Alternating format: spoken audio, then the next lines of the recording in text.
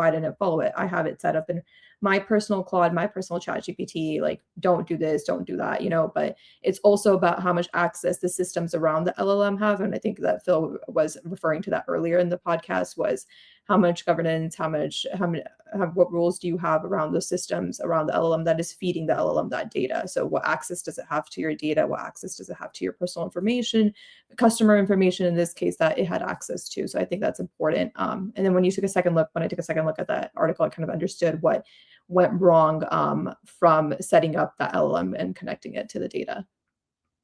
Yeah. I get what you say about prompts being suggestions. So in this case, like, the never do this rule was really part of the prompt, right? Like, never do this. Well, Like,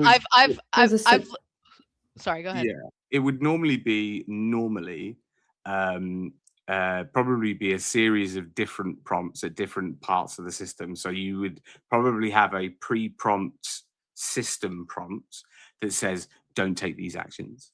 You might then include it in a prompt itself, don't take these actions. You might even have a skill or an MCP server or whatever it says, right? Please don't take these actions.